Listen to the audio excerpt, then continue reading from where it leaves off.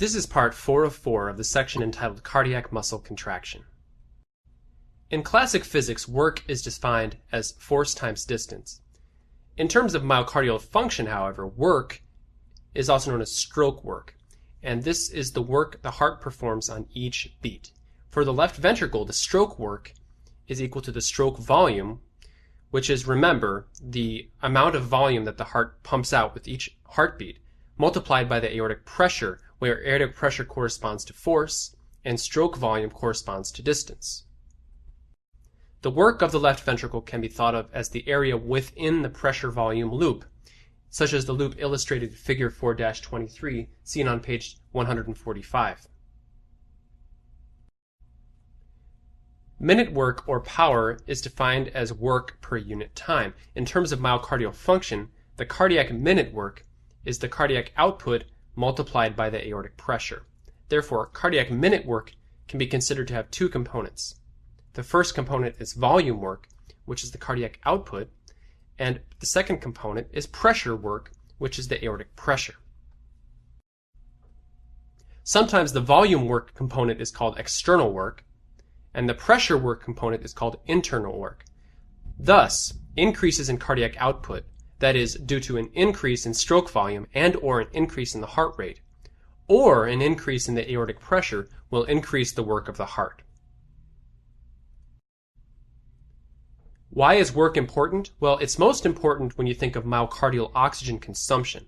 The myocardial oxygen consumption correlates directly with cardiac minute work. That is, the harder the heart is working, the more oxygen is consumed by the heart. Of the two components of cardiac minute work, in terms of oxygen consumption, the pressure work is far more costly than volume work. In other words, the pressure work, that is, the work involved in the aortic pressure and overcoming that pressure, constitutes a large percentage of the total cardiac work, and the volume work contributes a small percentage. These observations explain why overall myocardial oxygen consumption correlates poorly with the cardiac output. The largest percentage of the oxygen consumption is for pressure work, also known as internal work, which is not the cardiac output. Furthermore, it can be concluded that in conditions where a larger than normal percentage of the total cardiac work is pressure work, the cost in terms of oxygen consumption increases. For example, in aortic stenosis, which, as you know, is when the aortic valve becomes narrowed, myocardial oxygen consumption is greatly increased because the left ventricle must develop extremely high pressures to pump blood through the stenosed aortic valve, even though the cardiac output actually is reduced. On the other hand, during strenuous exercise, when cardiac output becomes very high, the volume work contributes a greater than normal percentage of the total cardiac output, up to 50%, whereas normally it contributes a very small percentage. Although the myocardial oxygen consumption increases during exercise, it does not increase as much as when the pressure work increases. Another consequence of the greater oxygen consumption of pressure work is that the left ventricle must work harder than the right ventricle, and this makes sense because the right ventricle has to pump against a much smaller pressure than the left ventricle. Although cardiac output is the same on both sides of the heart, the mean aortic pressure, which is 100 millimeters of mercury in a normal person, is much higher than the mean pulmonary arterial pressure, which is 15 millimeters of mercury in a normal person. Thus, the pressure work of the left ventricle is much greater than the pressure work of the right ventricle, although the volume work of the two is the same. Remember that the cardiac output of the right and left ventricle under steady state are equal. In fact, the left ventricular wall is thicker than the right ventricular wall as a compensatory mechanism for performing more pressure work. In pathologic conditions such as systemic hypertension, that is, when the elevated arterial pressure in the systemic circulation is present, the left ventricle must perform even more pressure work than it does normally. This is why patients that have hypertension have a higher myocardial oxygen demand. Because aortic pressure is elevated, the left ventricular wall hypertrophies or thickens as compensation for the increased workload. The greater the thickness of the normal left ventricular wall and the compensatory hypertrophy of the left ventricular wall in systemic hypertension are adaptive mechanisms for performing more pressure work. And these mechanisms are explained by the law of Laplace. Remember that the law of Laplace for a sphere, that is the approximate shape of the heart, states that pressure correlates directly with tension, and wall thickness and correlates inversely with radius. You can see the law of Laplace on page 147, and that is pressure equals 2 times height, or the wall thickness, times the tension divided by the radius of the sphere. In words, the law of Laplace for a sphere states that the greater the thickness of the wall of the sphere, that is, the left ventricle, the greater the pressure that can be developed. Illustrating this point, the left ventricular wall is thicker than the right ventricular wall because the left ventricle must develop a greater pressure to eject blood. It can be further concluded that the ventricular wall thickness will increase as a compensatory mechanism if the ventricle has to pump against increased aortic pressure, for example, during systemic hypertension. Thus, in systemic hypertension, the left ventricle hypertrophies. In pulmonary hypertension, the right ventricle hypertrophies, and sometimes those patients can have larger right ventricles than left ventricles. Unfortunately, this type of compensatory ventricular hypertrophy may also lead to ventricular failure, and eventually may be harmful or even fatal. Many patients with severe pulmonary hypertension develop right ventricular failure, which is manifested by severe ascites, which is fluid in the abdomen, as well as lower extremity edema. Next, we'll discuss the Fick principle. Cardiac output has previously been defined as the volume ejected by the left ventricle per unit time and is calculated as the product of stroke volume and heart rate. Cardiac output can be measured using the Fick principle, whose fundamental assumption is that in a steady state, the cardiac output of the left and the right ventricles is equal. The principle states that there is conservation of mass, a concept that can be applied to the utilization of oxygen by the body.